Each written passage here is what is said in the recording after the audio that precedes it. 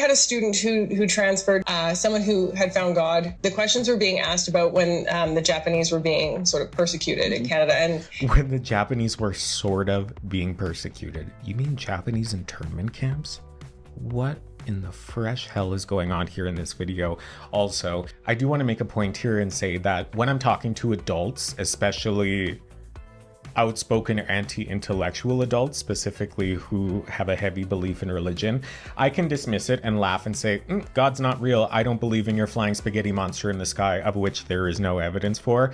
But specifically for a student like this, it would be quite clear that anybody who found God as a young person, specifically if their parents didn't indoctrinate them, we gotta flip the narrative back on them.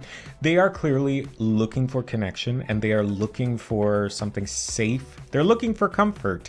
And if they found that in a God, it wouldn't be my place as a teacher to say God's not real and that's dumb to a child. I would never say that. I would ask them questions and see what their belief is, and it's honestly none of my business unless it's affecting other things in the classroom that are my business. But a God belief in itself is fine, but the God belief attached to this Christian nationalism nonsense is what I would critique. Okay, let's keep going.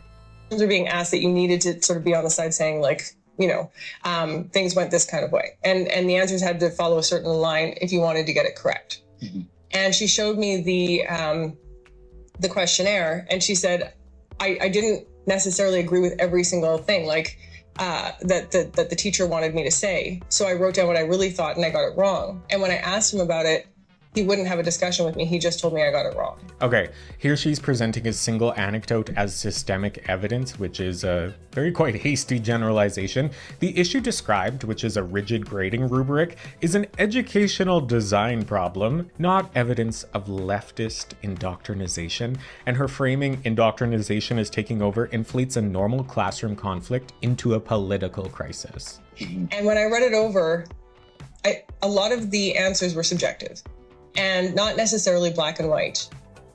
I think they should have been open to having a conversation and maybe seeing, And without the context of what that questionnaire was about, this is a very loosely crocheted blanket of an argument. You could stick your whole fist through, there's so many holes. I'm hearing the exact same thing, where teachers will actually write out these questionnaires, and they're actually guiding the student into a corner almost of having to think a certain way. And that's unfair completely.